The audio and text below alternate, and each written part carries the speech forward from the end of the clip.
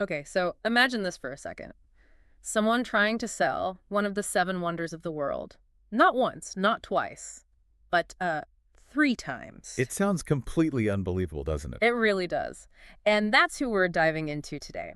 Mithilesh Kumar Srivastava, better known as Natwarlal, probably India's most, well, audacious con man. Definitely audacious. And, many people know the headline act, the selling of the Taj Mahal, Right. but there's so much more beneath the surface. We're going to unpack the intricate layers of his life today. Yeah, not just what he did, but really try to figure out what made him such a, well, compelling figure. Exactly, because his story, it really does blur the lines between, reality and myth. And it tells us a lot about deception, about audacity, and maybe even about the power of a good story. That's our mission then, to look at the sources, dissect the legend, and figure out why his story still grabs us. I have to say, I'm really curious to get into the psychology of it all. Me too. Hmm. Let's try and connect those dots, see what his, let's call them exploits, tell us about the systems he fooled, and maybe even about ourselves. Okay, so where does it all begin? The legend starts way back in 1912, a small village in Bihar. Mm-hmm. Bengra Village. And it seems like his, let's say, talent for deception showed up really early.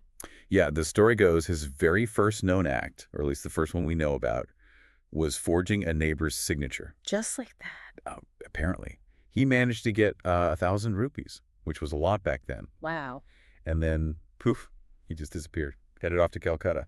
So that first little act, does that already show the seeds of the master con man he became? I think it does, actually. It wasn't just petty theft. It was about understanding a system, in this case, signatures, trust, and then finding a way to, well, exploit it.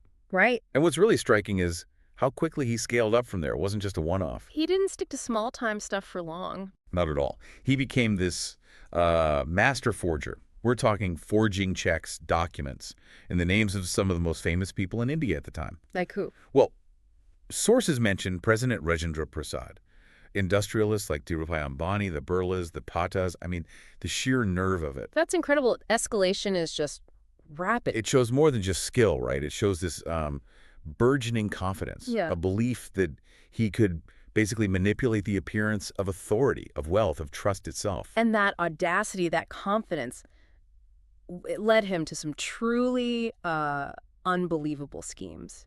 Which brings us to the big one, The Taj Mahal. selling the Taj Mahal. I mean, how do you even start to think that's possible? How did he actually try to pull that off? Well, his genius, if you can call it that, was in understanding a kind of psychological principle.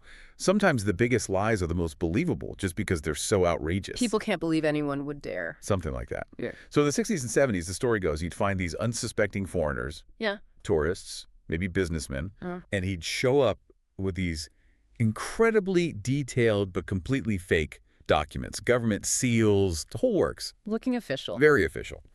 And he'd convince them that, look, the Indian government is having some financial trouble, and they've decided secretly to auction off the Taj Mahal. Seriously. Seriously. And that it was available to, discreet investors. And people bought this. How much are we talking? The figures mentioned vary, but somewhere between, say, 2 lakh and 20 lakh rupees per sale. Which was a fortune back then. 200,000 to 2 million rupees. Absolutely staggering sums. And the craziest part, as you said at the start, he reportedly sold it 3 times. 3. Okay, here's where it gets really interesting, though. It wasn't just the Taj. Oh, no. He didn't stop there. What else was supposedly on his for sale list? Well, the Red Fort in Delhi, apparently sold twice. Twice. Rashtrapati Bhavan, the president's residence. No way! Maybe the most bizarre one.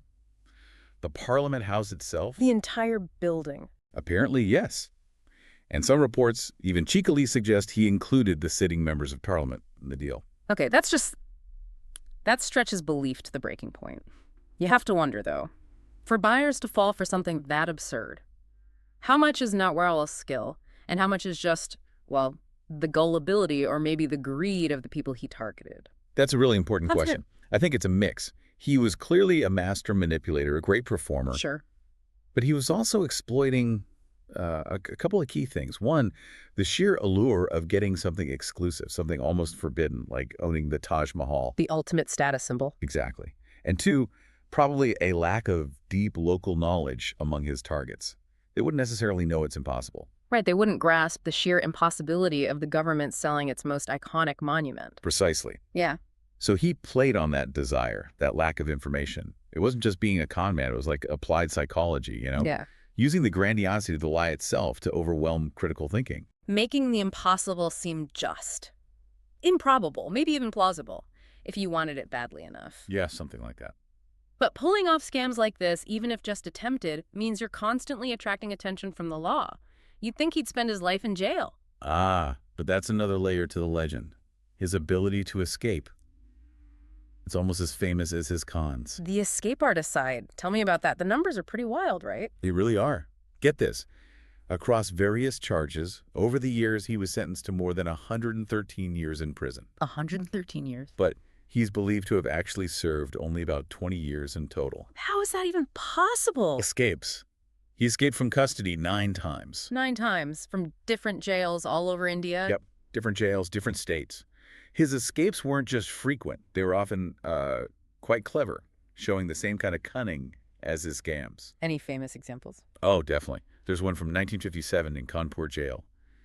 He apparently walked out dressed in a police sub-inspector's uniform that someone had smuggled in or that he'd somehow acquired. He just strolled out. Bold as brass, seemingly. He used the very symbol of authority against itself. Incredible. And wasn't there a really late one, too? Much later in his life. Yes, the last known escape, or disappearance really, was 1996. He was quite old, apparently frail, needed medical attention. Okay.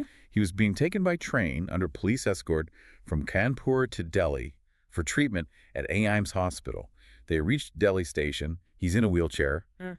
And somehow he just vanished. From a wheelchair, surrounded by police. That's the story. Just gone. It adds to that sort of near mythical quality, doesn't it? His ability to just slip through the cracks. It really does. It's like he could manipulate not just documents and people, but physical situations, too.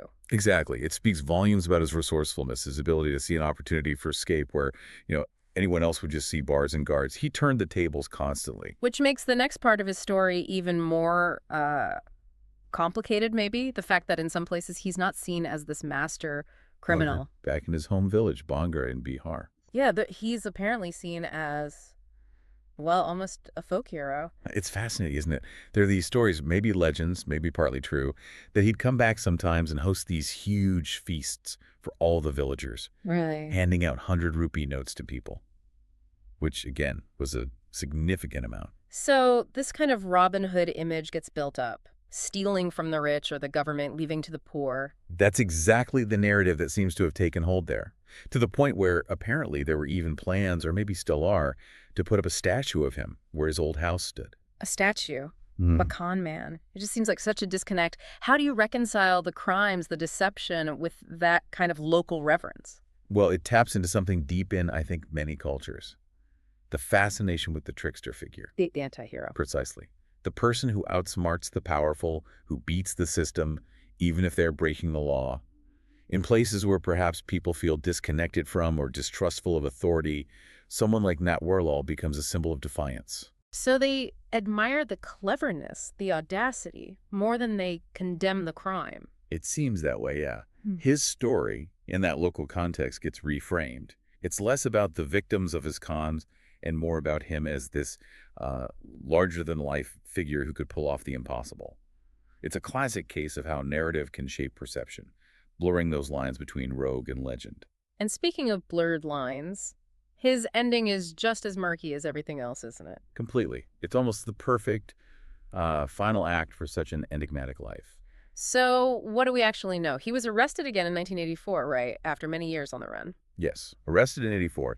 And then comes that supposed escape in 1996, the vanishing from the wheelchair.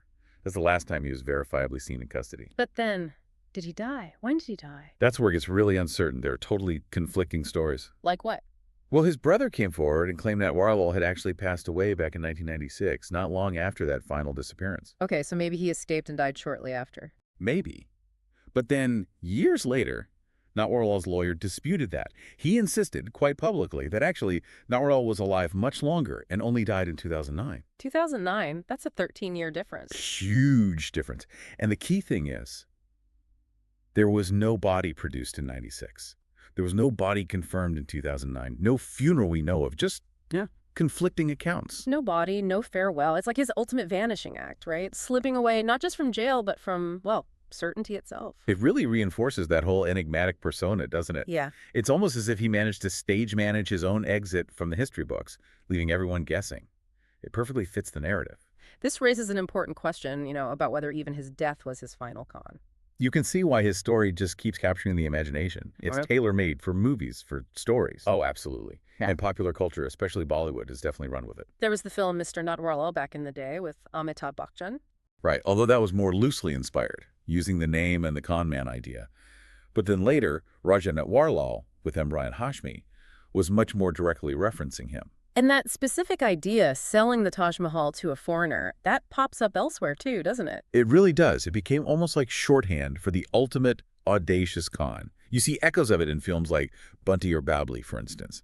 That specific act lodged itself in the public consciousness. So his legend really does live on through these cultural references. It absolutely does. It shows the power of a story that's just so incredible, so far-fetched, that it transcends the person and becomes part of, like, the collective imagination.